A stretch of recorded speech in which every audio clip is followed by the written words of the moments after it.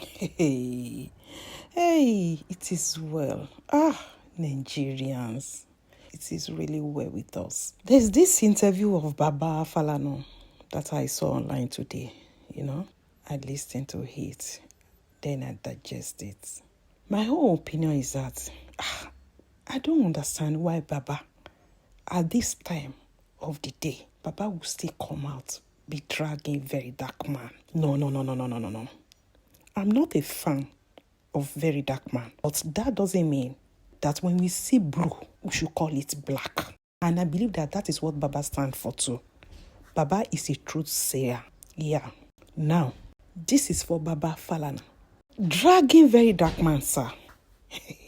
If you ask me, Baba, I'm not disrespecting you, sir. I'm just here to share my own opinion, okay? So, sir, the more Teba drag Verydarkman, the more you drag Verydarkman, the more it looks like if you have money and connection in Nigeria, you can do anything and go scot-free with it. Because with this case of Grand, Baba, we shouldn't be focusing our anger on Verydarkman. No, sir. Then come to think of it, who was talking in that voice note or call recording or whatever? Who? Because if I could remember, that was not VDM's voice. Yeah. The least he did was to release it online. If now you are putting all the blame on Verydarkman, what about Bobrisky? What about the person that was talking in that voice recording, sir? Abi? Was it not the person that was talking in that voice recording that mentioned your name, sir? If I may ask, not Verydarkman. Yes. Because I believe Verydarkman just analyzed what he listened to in the voice recording. So simple as that, sir. Because, sir, Teba continue like this. It's like perfect intimidating Boboyene, which is not right. Otoro Nikama so. Yeah, you are just like a father to me, sir. And I'm in the right position to let my father know that this thing we are doing, it is wrong. Ọ̀rọ̀ very, very simple and direct. You have the money, you have the connection, you have the power. So, why can't you just help us to investigate on that voice recording, at least to know who is behind it? Because as it is now, no one is mentioning Bobrisky's name. Because I don't understand. It is really well with us in that country. To Verydarkman, sure you don't hear everything Baba talk. Baba say make you retract your statements and apologize. So simple. Lobapton. Like this, una no go fight again. So that when you see Baba tomorrow, you go feel greet Baba. Baba go answer you. Sure you dey get me now. May God help us in that country. It is really well with us. So my people, enjoy the rest of the video and let me know what you think in the comment section. Till I come your way next time. Stay good and be good to others. Bye. This is the first time some of us are seeing you in public. After that very controversial story involving VDM and Bobrisky. What exactly is your own side of the story in this matter? Well, Sean, I think it's a question of infantile radicalism. Some of our young people are just not prepared to look at the provisions of the law with respect to the law on defamation. So they just simply go out there to embarrass people. I can say this without any fear of contradiction. I have assisted 280 people, convicted people, at home and abroad, to get pardon. On one occasion, 200 Nigerians were convicted in Libya for drug-related offenses. But because the trials were conducted in Arabic, and none of them spoke Arabic, I petitioned the African Commission on Human and People's Rights, that commission, at our instance, I did a petition on behalf of SERAP.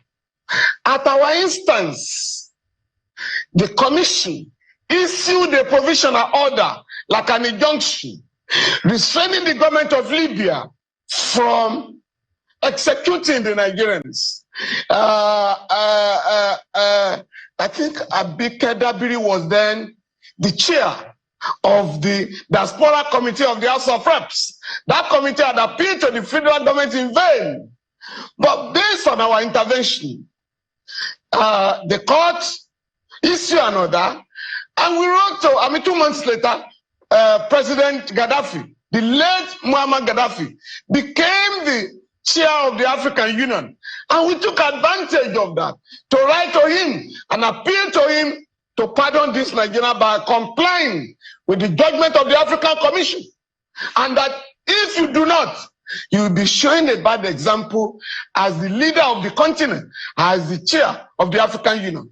President Gaddafi granted our request and granted pardon to the 200 convicted Nigerians on death row. They were deported and brought back to Nigeria.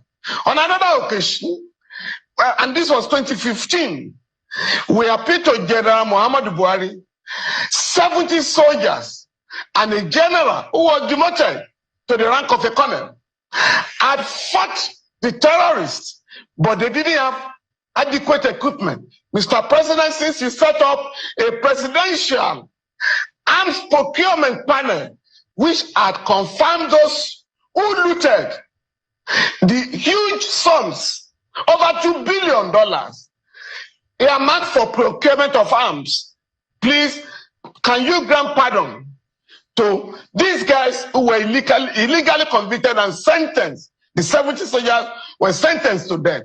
General Eniton Ransom Kuti was demoted to the rank of a colonel and also jailed for 6 months. We got the Army Council to quash his conviction for 6 months, and we now appeal to President Buhari to pardon him. Happily, his rank has since been restored.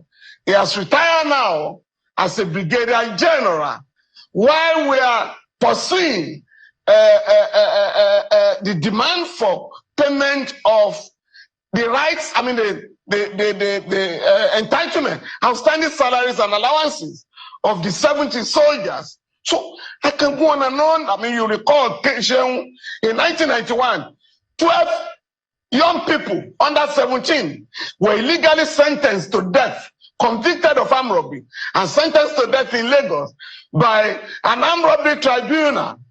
Again, we stopped there. We rushed to the court to stop their execution.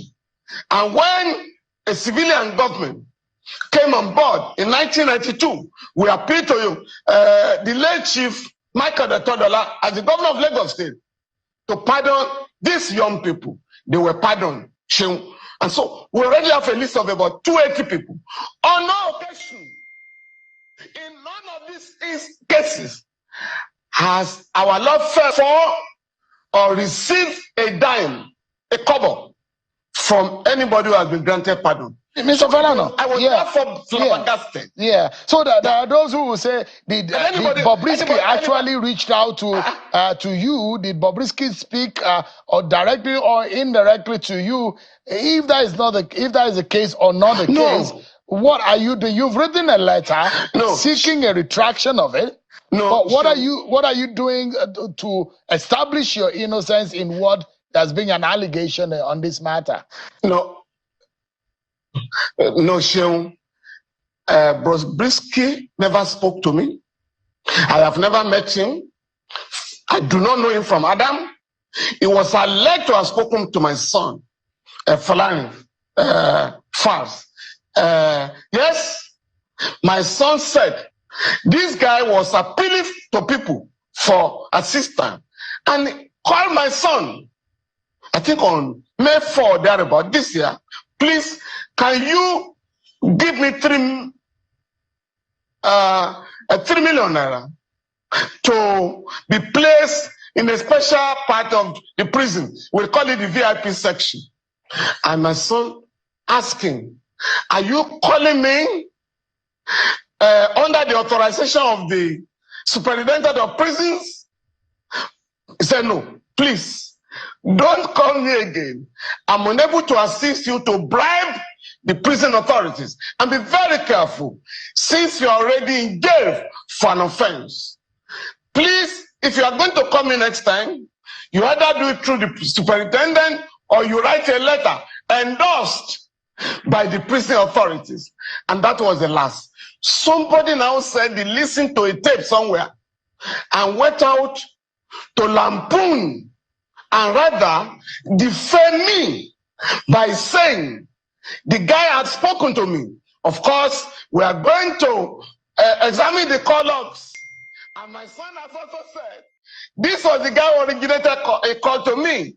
My son has never negotiated fees on behalf of anybody. On the contrary, my 3 children normally refer people who need assistance to me, and not those. In fact, my wife was asking our kids recently, why are you always sending people who are not able to pay our fees? Next time we are going to be charging you. So this is the position. Now what I'm going to do, I have resisted the temptation shown to file a criminal complaint because I'm leading a team of lawyers in West Africa campaigning for decriminalization of freedom of expression. We have succeeded. This campaign is being coordinated by the Media Foundation for West Africa, of which I'm a member of the board. We have succeeded in getting Liberia, Ghana, and Sierra Leone to decriminalize freedom of expression. We are still appealing to other countries in the region to ensure that we respect freedom of expression. But that is not a license for defaming people, for blackmailing people.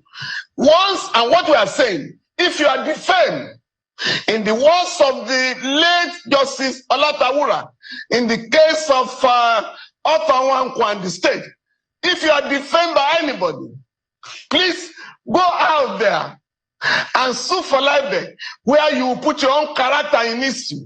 In this case, we are not going to file a criminal complaint. We will not be pushed to do that. I'm currently defending a couple of journalists who are standing trial either under the Cyber Crimes Act or under criminal libel.